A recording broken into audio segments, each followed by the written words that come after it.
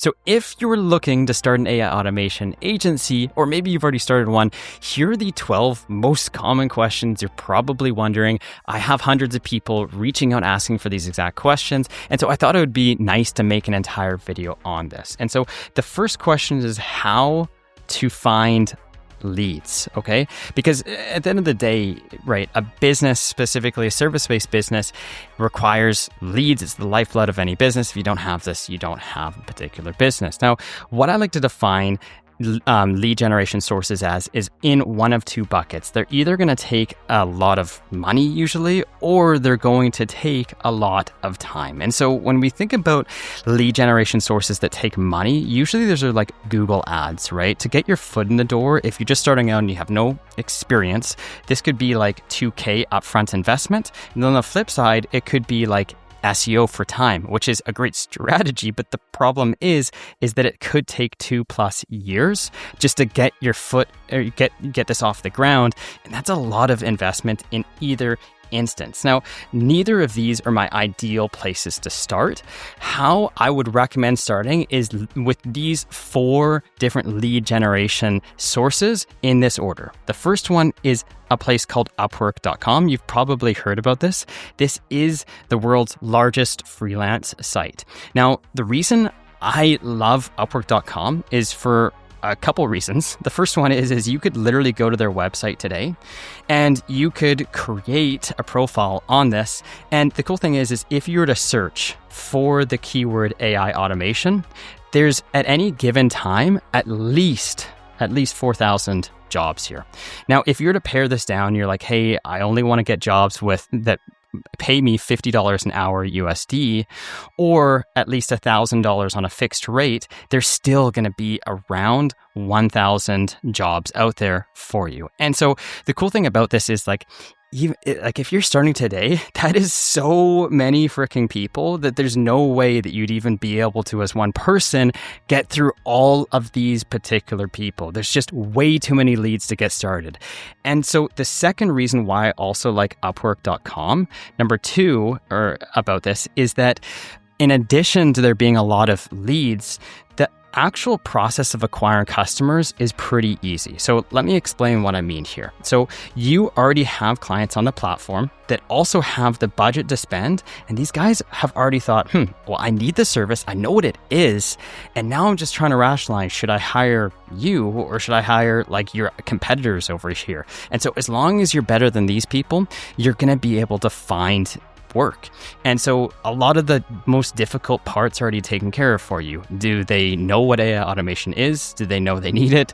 Both of those are good. They also have the money for it. And so it just really breaks down a lot of the barriers to entry for most people. Now, the second option here and the third option are very closely related.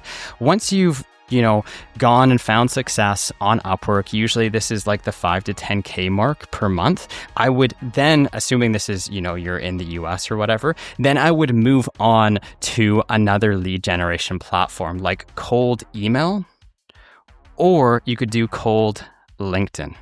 And so the reason why I say this is because both of these options here, okay, they don't cost a whole lot of money. Like for you to get started here, it's probably like $150 per month.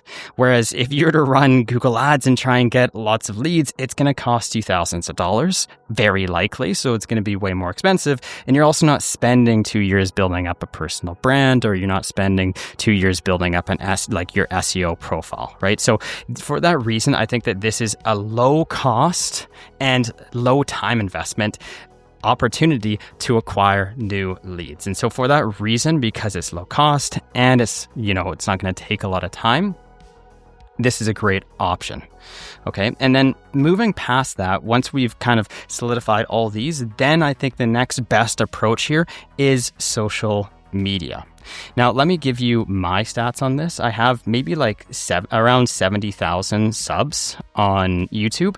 And I want to say I probably get around 5 leads every single day. Now, of these 5 leads, let's just go ahead and assume that like between 1 and 3 are qualified leads, like they have the budget and they have the money, because a lot of people too will go to the website when you have a social media presence. They'll, just take a look at what you're doing. They'll inquire, not necessarily looking to hire your services, but they just kind of want to know how you do things. And so for that reason, usually I would say like this is kind of, what you'd expect to get through social media. But of course, this is going to take a longer time. But if you're serious about it, I think that a social media presence online in any capacity could be a great way to generate higher quality leads. Now, the next thing that I want to talk about, which is the second question here, is what is the niche that I should go into? And so this trips up a lot of people. Like, a lot of people will come into AI automation and they'll be like, okay, I want to start off by selling certain things. It could be like an AI chatbot. It could be something like, I don't know, like whatever. There's a lot of different things that people will come into the industry trying to sell. And so for me, what I like to tell people right away is that I wouldn't be too hung up on what the niche is that you're looking to get into, because to start off with, likely the best thing to do is to cast a really wide net out there. Take a lot of different jobs, a lot of different opportunities, because the reality is, and I like this quote from somebody in my community called Jim, who said, the niche, you don't find the niche finds you. And I thought that was brilliant, because at the end of the day, what could trip up a lot of people is going and trying to pick a niche before proving that there's actually a market there, and then spending a disproportionate amount of time, maybe 6 months, maybe 12 months, trying to verify that, only to realize that it wasn't the right direction to go in at the beginning. And so I like to recommend broadening your horizons and just trying to find, what, first of all, I would look for a lot of different variables here, but first of all, what do you like? Okay. So does it meet that criteria? Because if you don't like it, you're probably not going to last very long in it. Number 2, that I'd be thinking in this is, are you good at? And usually the things that you're good at, you also happen to like as well. These usually go hand in hand. And then past that, are there actually people that are looking for? Because if you niche down too far, you might not find the clients that you're looking for to be able to sustain a business to the size that you want it to be. And lastly, do the people that you're servicing actually have the money to spend on these on your services? And if the answer is no, then it might not be the best niche. And so in order to find these things out, usually what's required is experience. And that experience comes from taking a bunch of jobs. And what I would define as a bunch is usually between 5 to 20 jobs, just to kind of sample the marketplace, see what's out there and decide for yourself, ultimately speaking, what you actually want to do. And the third one is what do I actually offer people? So now that I'm going into this, like, what is the offer? Now, when you're on Upwork, it's either hourly or it's fixed rate. And those are the 2 options that you have available. Now, once you branch off and you create an agency, you have lots of different possible outcomes that you could do. So let's kind of break these down. First of all, you have hourly, you have fixed rate. Of course, you could do these. But you could also do one step down, and keep in mind, I like to think that the lower down this totem pole you go, the better off you're going to be, but the harder it is to sell clients. The next one is a retainer model. After a retainer model is a performance fee. And so you're like pay per performance. And then you could do things like equity deals as well. And so let's kind of break this down. You're probably familiar with hourly. You get paid per hour. Fixed rate is, hey, I'll do this project for $5,000. A retainer is something like, hey, I'm going to do, I don't know, for $5,000 every single month, I'm going to be able to help you with like 2 projects or 10 hours or whatever comes first. And so that's kind of like how retainers work. Performance is based on how well you're actually doing for that client. So you could be like, hey, if I save you, for instance, every single operation that I do, I'm going to charge you like 3 cents or 7 cents or something like that.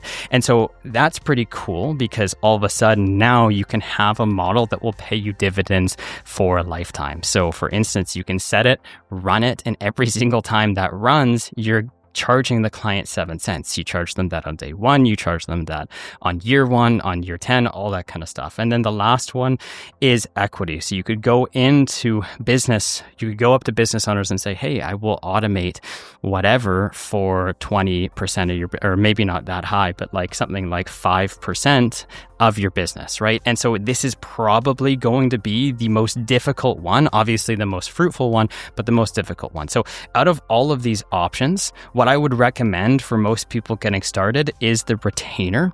Obviously, these seem more appealing down here, but they're just significantly harder to sell people. And while they're more appealing, they're also, the conversion rate on them is typically lower. And so when starting out, I would recommend going on a retainer model. And with that retainer model, you can just, there's going to be less friction between you closing deals, which will lead to more money in your pocket. And then down the road, once you feel confident doing this kind of stuff, then I'd move into potentially a performance or equity deal. So those are options too. Typically with the performance model, what you may want to do is license the software to them, which means that instead of them owning the software, you own the software. However, most business owners, especially if they have a big business, might have a problem with you owning the software, because if you disappear or if things go sour between the two of you, it's a big liability for them. And so this is going to hurt your conversion rate too, just to keep that in mind. And so retainer is likely the way to go.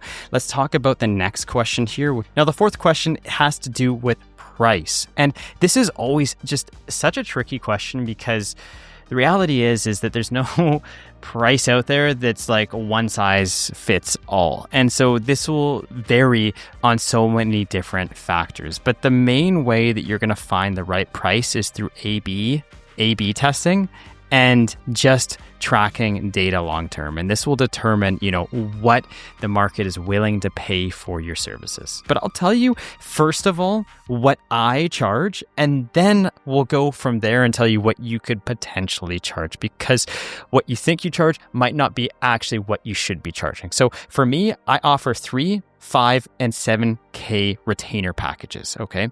And so I will tell people, here is the options. Now, let's break this down a bit. If you go with the 3K retainer package, I'll deliver one project for you. But the catch is that it's either one project or it's 10 hours, and whichever comes first. It's either one or the other, but whichever comes first. Second option is 2 projects for 5K, okay?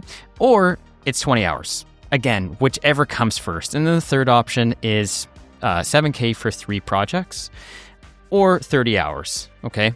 Whatever comes first. Now, here's the deal.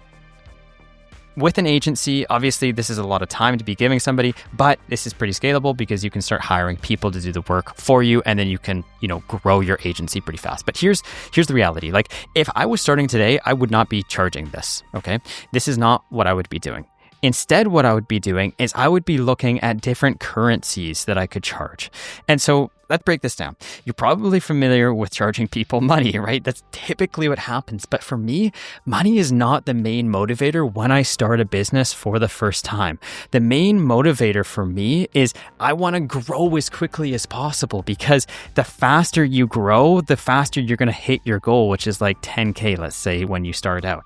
And so how do you expedite the process of getting here as quickly as possible? Well, I like to think of different currencies. And the first one that comes to my mind is video testimonials. And the reason why is this.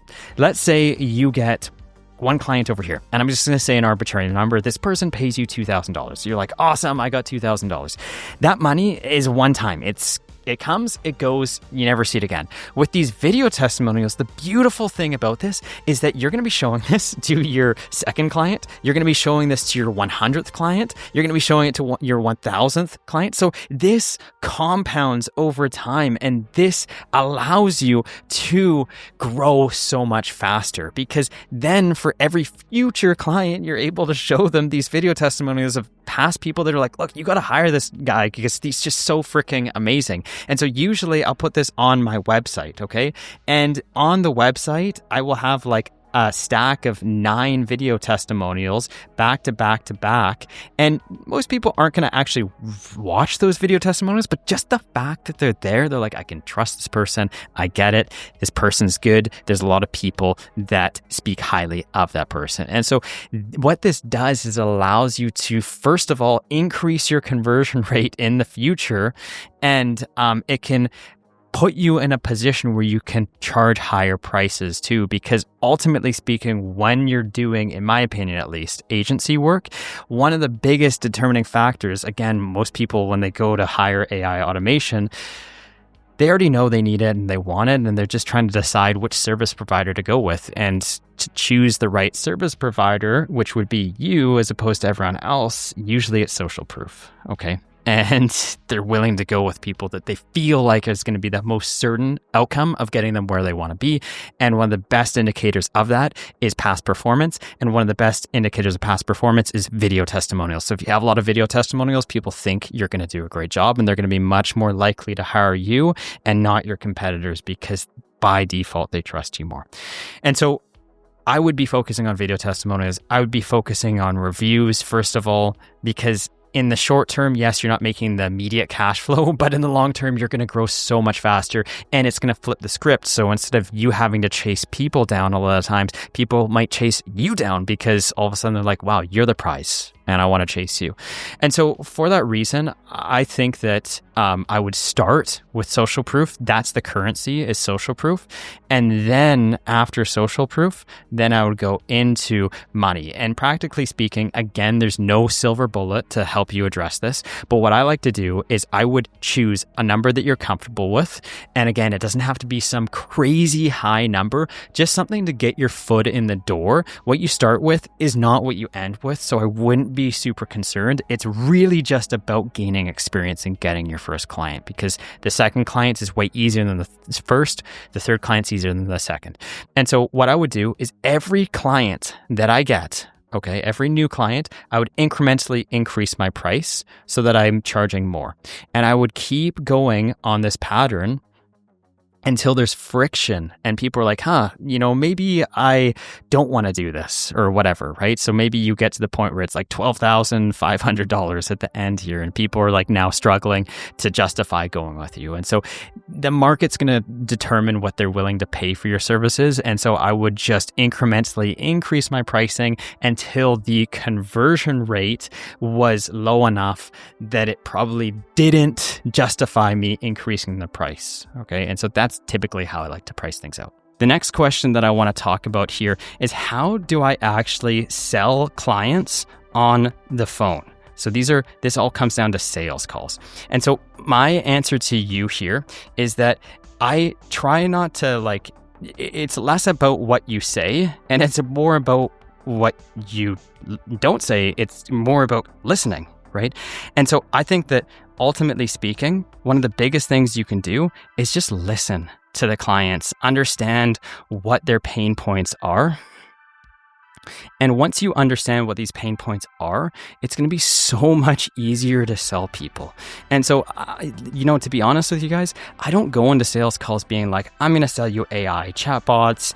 I'm going to sell you like invoices, automation, all this kind of stuff. And the reason I don't do this, by the way, is because if I were to go into a sales call with somebody and be like, look, I did some research about your company. Here's the 2 or 3 things that I think you need. And that person turns around, they're like, look, Jono, I actually don't need A, I don't need B, and I don't need C. What are you going to say? Like, okay, thanks, goodbye? Like, it just kind of puts you in, a bad position. What I would rather go into a sales call, and what I do on sales calls, is I just listen to them. And I ask them 2 questions. I always ask the same 2 questions. Number 1 is, what's your MVP? And number 2, let's go through your process together. So let's just kind of break this down, because this is super important.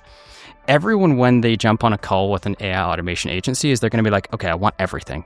I want you to automate every single freaking piece of my business. And it's like, okay, great. I know everyone wants that. But the reality is let's just start with something that's manageable, something that's small.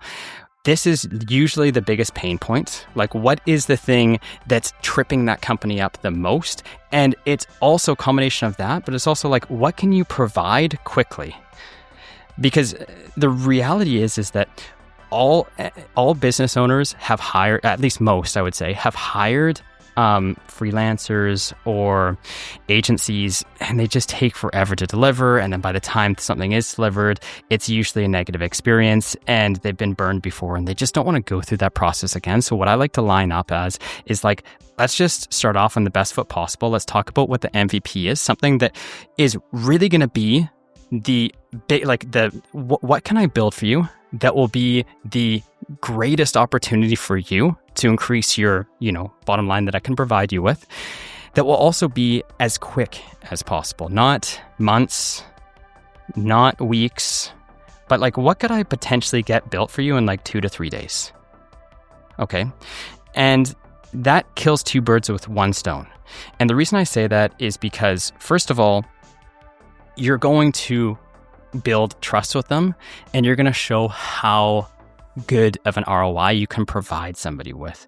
And once they see that initial ROI, they're going to be like, this is a no-brainer. I'm just going to stick with these guys, and I'm going to help them automate absolutely everything. It also helps the pricing too, because it's like really, really hard to be like, hey, if I automated every single part of your business, it would cost me $42,571. The reality is this pricing changes all the time. You're not going to know. I would just break it down into like one manageable project that definitively you can price out. And so that's the first thing. The second thing is what's the actual process that goes into it. So once you've identified the biggest pain point or the MVP product, and when I mean MVP, I don't mean most valuable player. That is you. I mean minimum viable product, which is the smallest product you can build.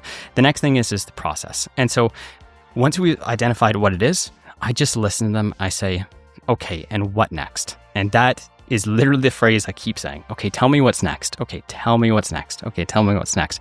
And they will tell you their whole process. And once they've told you their process, it's a win. So for instance, most people will run like Google Ads, or they'll run something like, SEO. These are like the lead generation sources. And then typically they'll have something where it's like, okay, the next phase is I'm going to send people over to a website.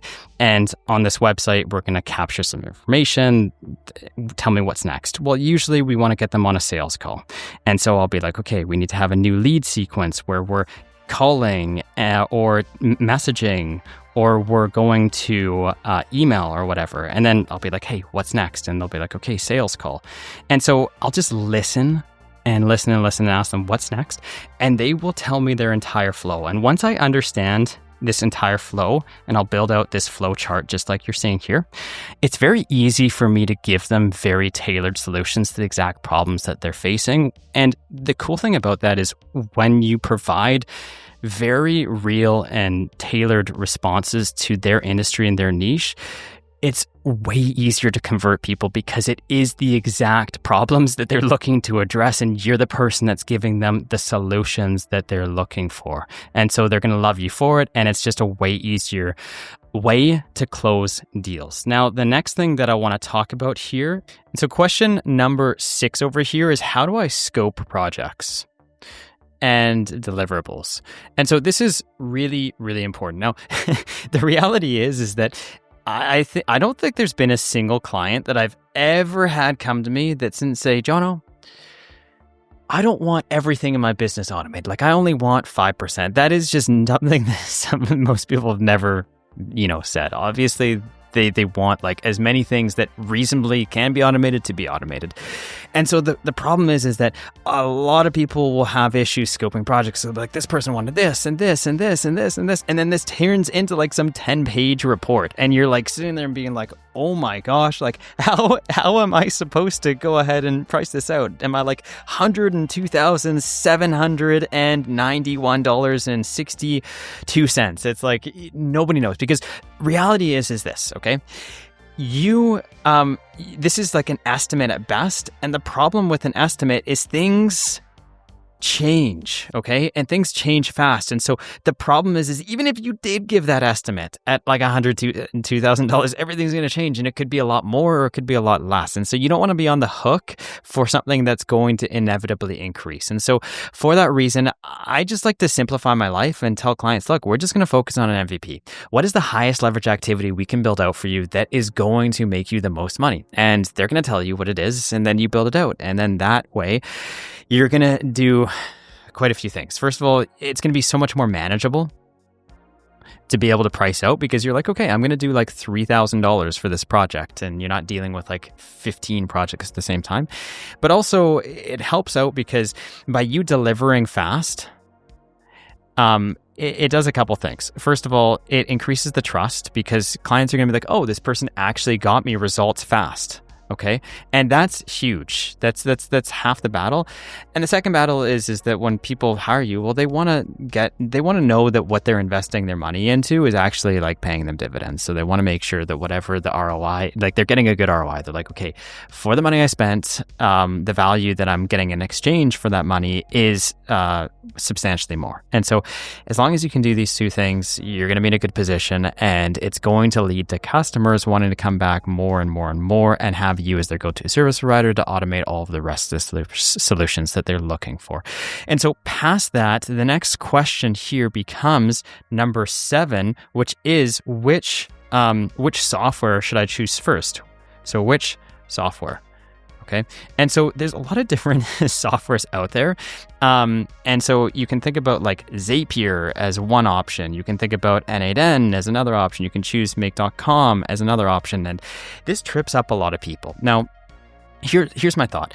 Any one of these software, the reality is if you go on Upwork right now, there's hundreds, okay, plus, or even 1,000 plus people looking for any one of these softwares.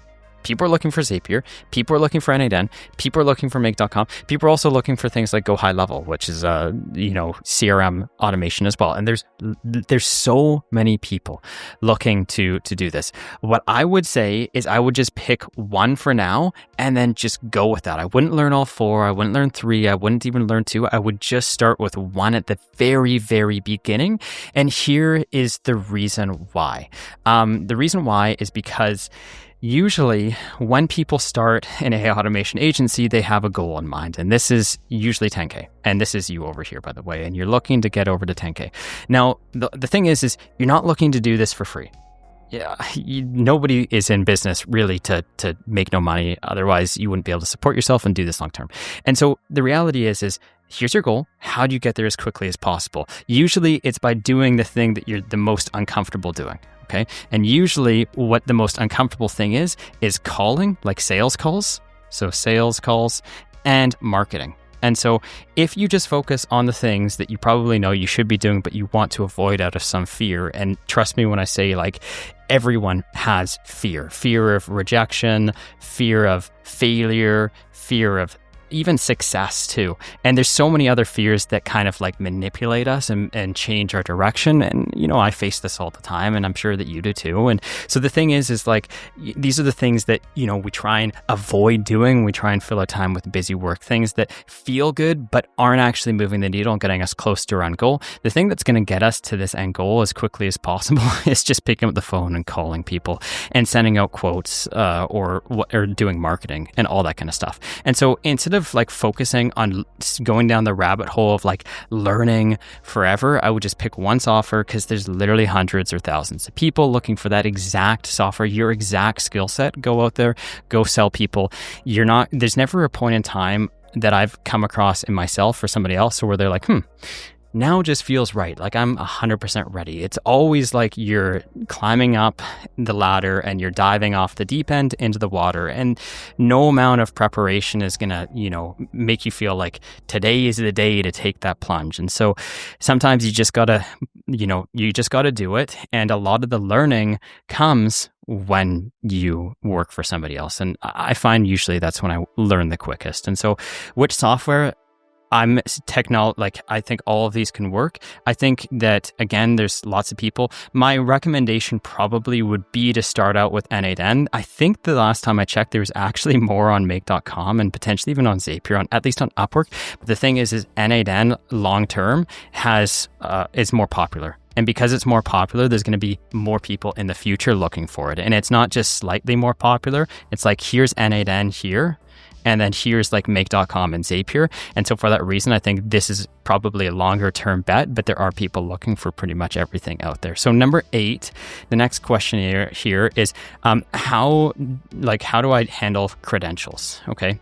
And so I think that this is a really important one. Depending on who you ask, the answer is going to change. I've heard a lot of different answers out there. Let me just share with you my 2 cents on this, because this is how, at least, I would go about doing it.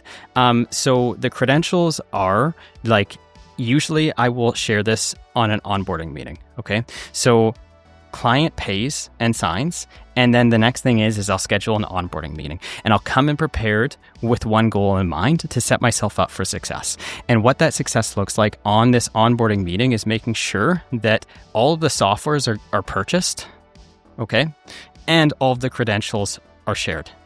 And that way I've set myself up for success. I can start immediately. And this is important because you really need to start immediately. Otherwise, you're in a bad situation. More on this in a second here.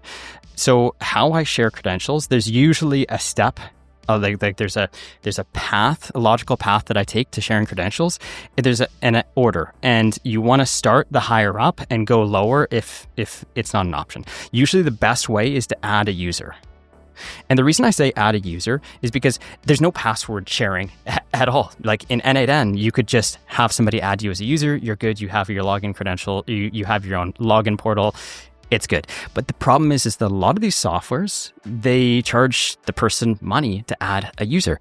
And sometimes business owners don't want to pay like $50, for example, per month just for you to come in and develop their stuff. And so a lot of the times they'll be like, hey, I'm going to give you credentials. I'm going to let you log in on my behalf so I don't have to pay this $50 a month fee. And so what they'll do is they'll share their password. And how I do this is through a password vault.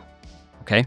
This is things like LastPass or 1Password or whatever. So these are like online password sharing applications where instead of them giving you direct access to their password, well, there's a bit more security involved, a tiny bit more, where you can't necessarily at first glance see it. And so that's an option too. That's probably the second best. And so the third option is those really sensitive credentials like Gmail or just in general the G Suite application.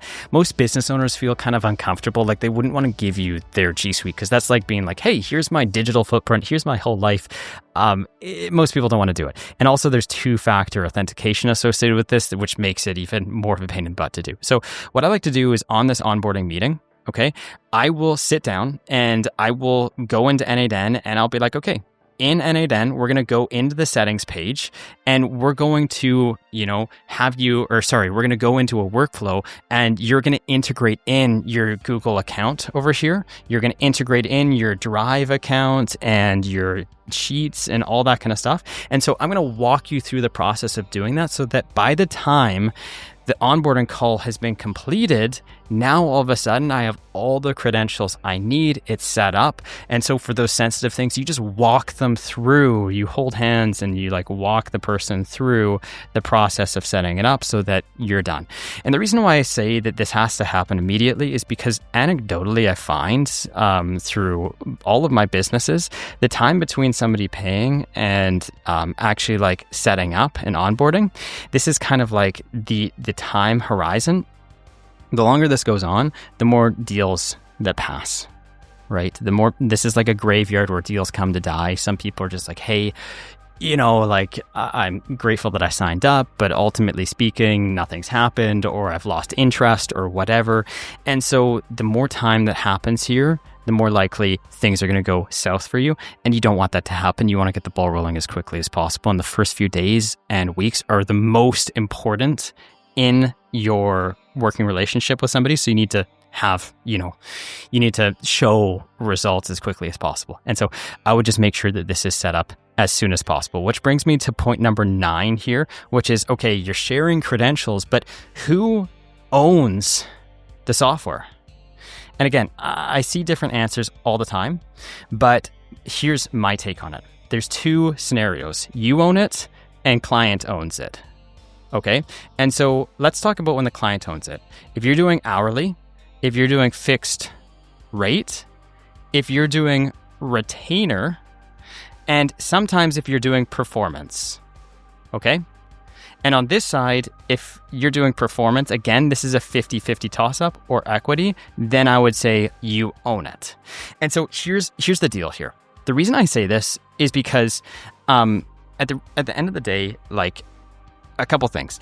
if you own it and you license it to people, this will kill your, not kill, but it'll very much it'll be so much more difficult to actually convert and sell people. And so it just adds so much more friction, because as a business owner, if you're running a successful 6, 7, or 8 like figure business, last thing you want to do is put your business operations in the hands of somebody else. And there's a huge amount of trust that goes into it. Like if these people were to disappear or leave or whatever, they're not going to be happy about that. So this kind of setup here is just harder to sell in general. And so when you're starting out, at least, I would try to remove as much friction as possible so that you can just make deals. And so that is point number one about why, I would have the client mostly own the software rather than you, just to increase the likelihood of those deals closing. Like usually you want to jump on the call and to be just a no-brainer for the person to move forward with you, at least for the first few deals, and then you can kind of always change this up and play around with it. Now, the second and more important reason why I would make sure that the client owns it is because let's say you own this software, or they're putting it on your account, okay? And let's say you're connecting in your ChatGPT API or VAPI, which is a voice AI thing, or any API that costs money. The last thing you want to wake up to one day is being like, oh, you have a surprise $10,000 bill. And I'm sure you would not want that to happen to yourself. And I certainly wouldn't want that to happen to me. And I wouldn't structure my business in a way where this is ever a liability. Of course, you can protect yourself. You can put limitations and all that kind of stuff on there. But at the outset of the business relationship, I just don't want to put myself in that situation. And so for that reason, I would just rather have the client own the software in these particular business models. And the only reason why it's over here is because you're licensing it. And the whole deal with licensing it is usually it's like, hey, I'm going to set this up for pretty much there's going to be $0 for the setup fee. But you're going to pay me on performance. And so you're going to pay me 7 cents every time this runs, right? Or every time there's an operation. And this pays lower in the beginning, but it pays way more and increases the lifetime value in the long run. But if you just set something up and they don't pay you at all, and then all of a sudden they just grab everything and go because you didn't license to it, then you're screwed, right? So obviously you'd want some protection. This is where the licensing model comes in. And so that's my 2 cents on that. Now, the next thing is do you need to code in order to do this? And the answer is coding? No, you do not need to know how to code. I think the extent of coding is just you asking ChatGPT, hey, can you code this for me? And as long as you know how to ask ChatGPT to do something, more times than not, that's going to be enough. I don't think I've ever ran into a problem with N8N or Make or whatever where it wasn't able to get the answer that I wanted it to get. So I don't think coding's necessary. It certainly, from my experience, hasn't been the case. You just need to know how to use large language models to be able to get the answers you're looking for. And finally, should you do the work yourself? Or should you hire somebody immediately? So this is the dichotomy. Which one do you do?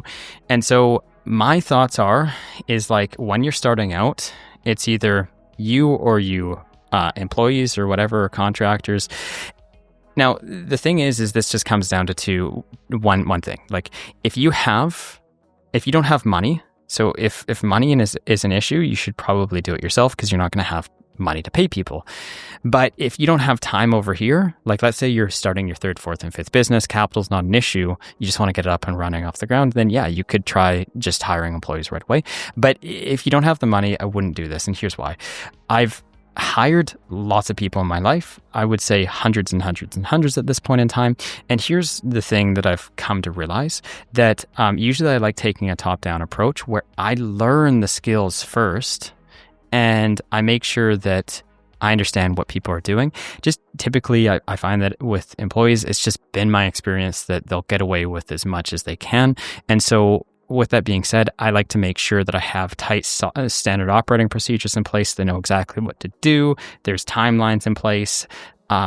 and things are just going according to plan, because ultimately speaking, if you come from a place of not necessarily knowing, you could hire a perfect employee and they just knock it to the park every time. But you could also hire somebody that charges you more than they should, and then they take a longer time span than they could to build that project out. And when you just know these things and it's just second nature to you, things like that are just not going to happen. There's no room for people. Well, there's much less room for people to take advantage of you because you're involved in the process. Usually I have people asking me this because they feel some sort of insecurity around learning these skills themselves. And, the reality is that anyone can learn this stuff. It's just going to take time. And any time somebody tells me that they can't do it, and trust me, this happens all the time, the reality is 100% you can. You just might have to reinvent yourself. And this is supposed to be the word reinvent, but you can learn these skills for sure. You just have to reinvent who you are, identify as somebody that's able to do this, put in the time, put in the effort. And if you believe in yourself and you have a positive attitude, 100% you're going to be able to not only learn this kind of stuff, but also start an AI agency and crush it. AI automation agency. The reality is that 38% of the US workforce is freelancers and business owners, and you certainly can do it as well. There's no doubt about that. You just have to put in the time and effort to do that. Maybe reinvent yourself when necessary. I certainly didn't start out good at business. I struggled for a very long time. Even when I started my career, which was in sales, I got fired from the same job twice and almost 3 times, from the same job, until they eventually, allowed me past the trial period. I ended up crushing it, becoming the best sales rep, built 2 7-figure businesses. One was an AI automation agency. Started out with my first business, hardly making any money, just barely getting by, up into the point where I scaled it to the largest company in Canada doing it. Same thing with AI automation agency. It was a slow start for me, and I eventually picked up, and I got the momentum, and it grew really quickly. And so as long as you stick through it, as long as you put in the effort, I'm 100% confident that you'll be able to reach your goals. So thanks guys for watching. Really appreciate your time. And as always, if you're looking to learn more about AI automation, if you're looking to scale your business and automate it, I would highly recommend taking a look at my school community here. It's for 2 types of people. Number 1, it's for people that are looking to build their own AI automation agency. I give you the proven roadmap that's worked for me. And then also for people that already have businesses, I help them automate up to 80% of their business with the exact blueprints and templates that I use to scale mine to 7 figures and ultimately remove myself. So thanks guys so much for watching. Have a lovely day, and I'll see you in the next one. Thanks, and bye-bye.